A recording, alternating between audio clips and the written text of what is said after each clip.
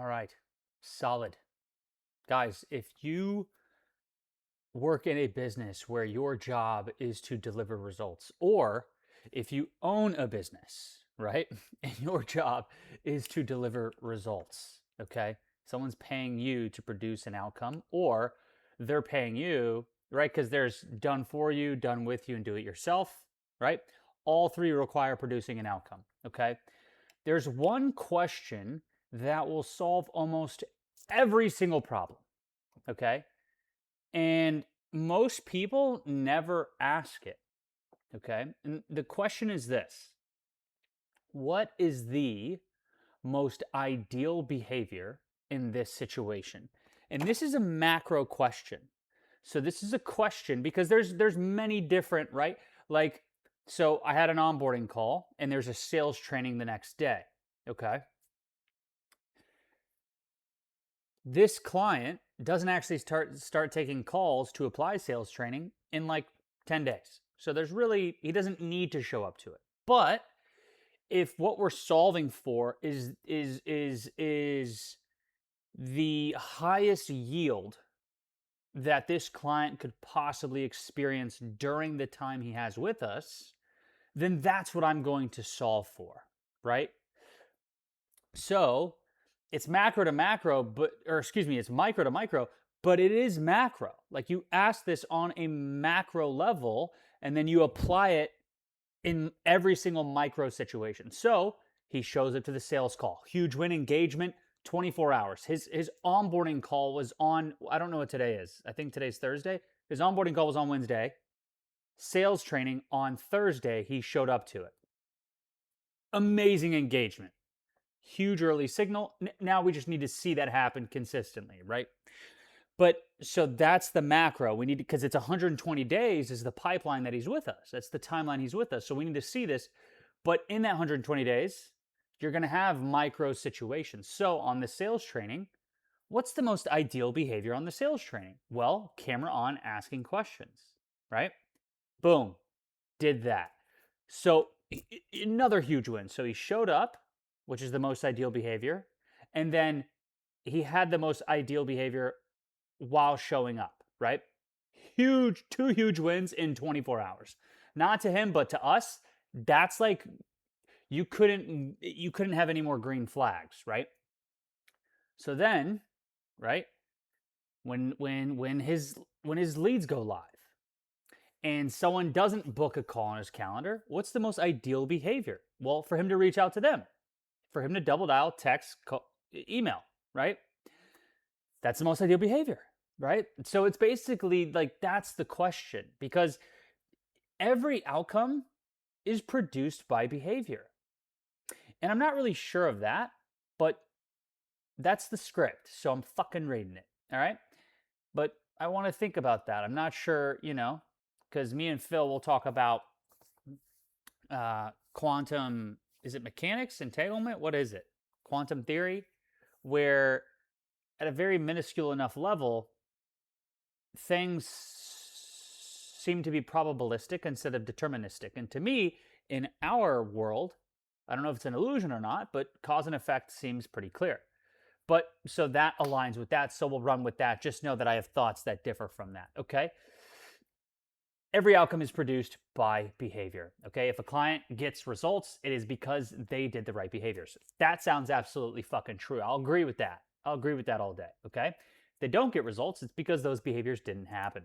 Okay. I like this. And I see why Alex Hormozi's, I said he's the world's greatest client success manager. He's the world's greatest behavior engineer, right?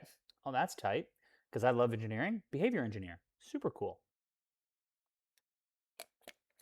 So if you have a business, right? And this video is going to be really good for Phil, because Phil's going through something right now where I'm still talking to him because I was unclear and I'm getting clarity as we talk more. But I think he's providing a program where he's helping content creators produce content that makes sales. Sorry, Phil, if I fucked that up. My apologies. Okay. But just know that your job, my job, Alex Hormozi's job is not to support the client. This is what I see a lot in the CSM space. In my opinion, I'm already the best CSM on this offer. I've been here for 2 weeks, 3 weeks. I'm already the best CSM because they're playing a reactive game. I'm playing a proactive game, right? They're waiting for shit to come up and they don't know when shit's going to come up. And then they're doing their best to fucking manage the fire. They pull out the fire extinguisher and hose that shit down. I'm like, okay, let me learn all the shit that could possibly come up that they're facing. How can I prevent that from ever fucking happening? Right? But even then, that doesn't make you a great CSM, right? There's another level to it, okay? Your job, whether, and this is so beautiful because when you really learn this skill is omnipresent in business, right? Like Alex Hormozi, when he says you're reaching out to what was it? It was like I think it was like employees or something like that, where I forgot what it was, but he's basically what you apply externally, you can apply internally as well, right? Oh yeah, like getting leads. It's like, well, how do you get people to apply for the job, right? Same shit. So your job is to engineer the behavior that produces the outcome. I forgot exactly why I was saying. Oh, because whenever you're training a client, your job is to produce behavior that produces the outcome. Whenever you're training an employee, your job is to produce behavior that produces the outcome, right? Like at the end of the day, like the way I'm looking at business, I feel like I'm very, very aligned with Alex Hormozi on this now because I look at him through this lens rather than the sales lens, and I feel like I'm at the source of his content now, where before it felt like very hustle culture and toxic and not that much, but like it made me feel like shit sometimes because I was like, fuck, this dude's just a fucking. I thought I was psychopathic. This dude is another level of psychopathic. But now that I look at it, Alex Hormozi is just pro behavior. Like he doesn't want to leave it up to anything else, right? And I'm on board with that now. If you watch my previous videos about behavior and shit like that and outcomes and shit like that, but your job, let me get back on script here. Your job is to engineer the behavior that produces the outcome. Let me give you a simple example. I already said this, but we're going to go through it again. I was on an onboarding call with a client. We had a sales training happening the next day. Now, technically, he didn't need to be there, right? The sales calls weren't starting for another 10 days. Most people would just say, no problem, you can skip it. The other CSMs actually fucking do that. And it's like, dude, you're setting you and your client up for failure. This is unacceptable because this is high ticket stuff. Like the space is called high ticket, but this is high ticket inside the high ticket stuff, right? This is like, these are $30,000, $40,000 packages, okay? This isn't some $8,000 biz op, all right? Now, I have been asking myself a different question. What is the most ideal behavior here? Okay? And the ideal behavior was simple. He shows up, he gets ahead of the curve, he starts learning early. So instead of treating it like something optional, I framed it around that behavior, right? Even in the email, I might need to pull up the email and say it to you guys because I said it on the onboarding call and framed it in a great way that other CSMs are not doing. You know, you can kind of come to it. You don't really need to. You know, I'm sure you have your own sales process. It's like,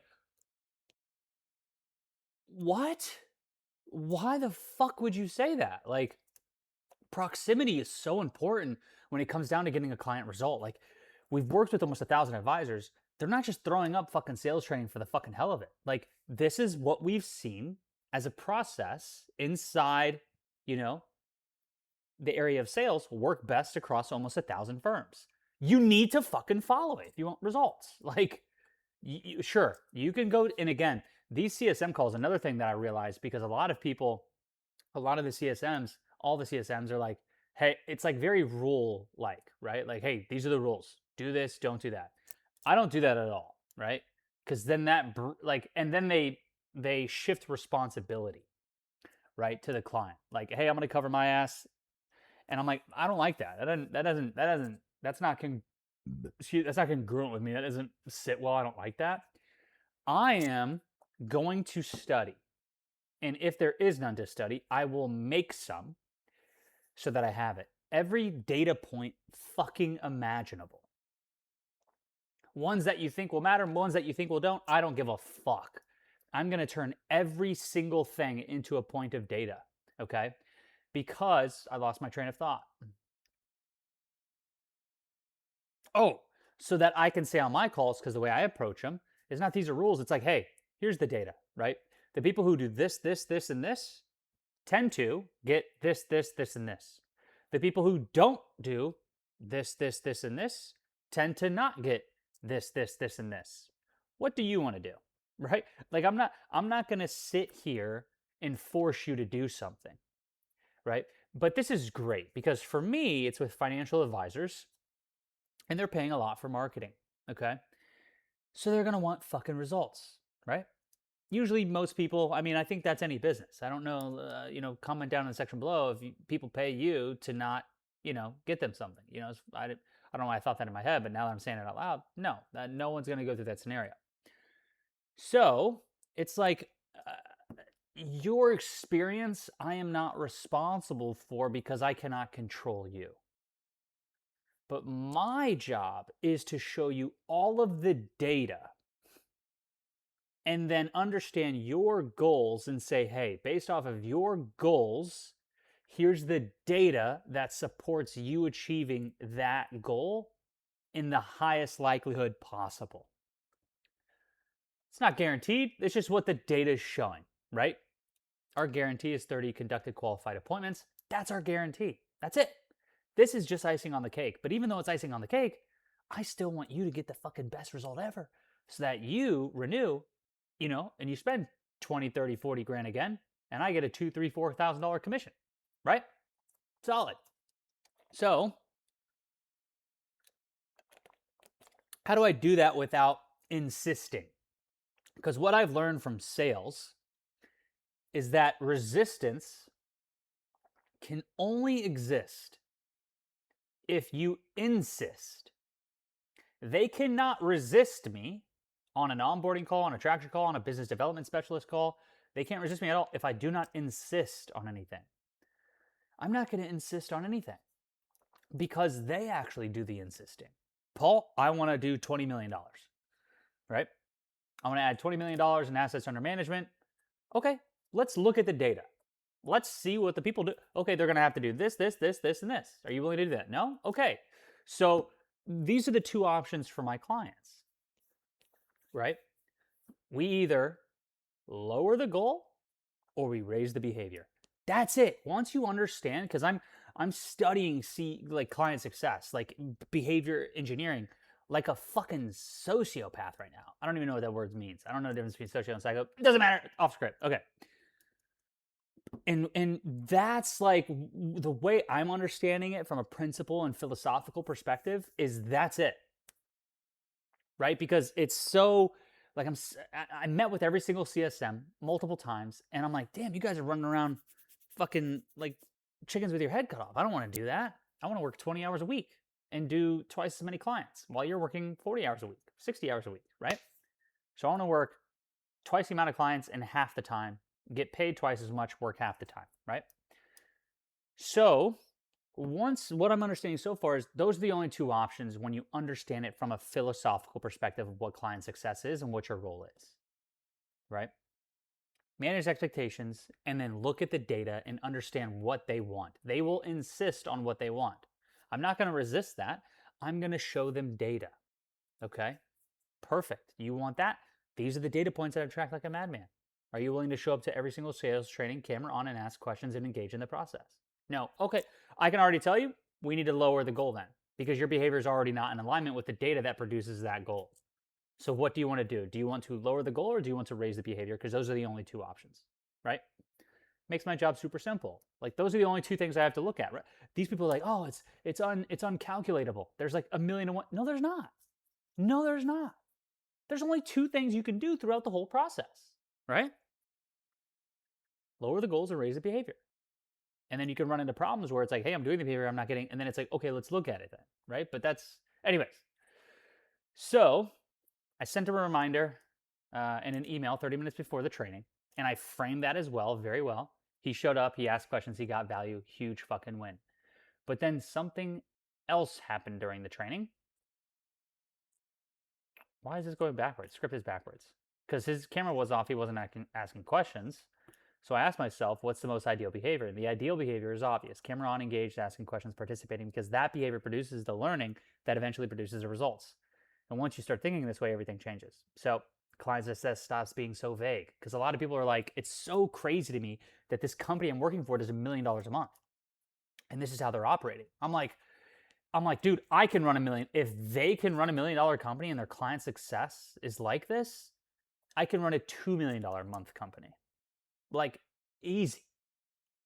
Like, and it's so crazy because the operational lag that these guys are operating at, it just blows my mind. Like, they move so slow, in my opinion. And I wish to have a business that can move very fast one day. I love flexibility. I hate these slow, like, it's like, what the fuck are we doing? Like, anyways, so at any moment, you just this question, just literally tattoo this question on your chest, okay? What is the most ideal behavior right now? And then your job becomes getting the client to do that behavior. Not by forcing them, but by framing it correctly, reminding them, making it easy, reducing friction, guiding them. Because when the right behaviors happen consistently, the outcome becomes almost inevitable. So that's the first half of the equation is what is the most ideal behavior? And then how do I get the client to do that behavior? That's it. That's what we're solving for, okay? It's not magic. It's not motivation. This is quite literally behavior engineering. And if you are responsible for driving outcomes, whether for yourself or for clients, that's the question you should be asking constantly. What is the behavior? What is the ideal behavior right now? Solve for that, and the results usually follow. Peace.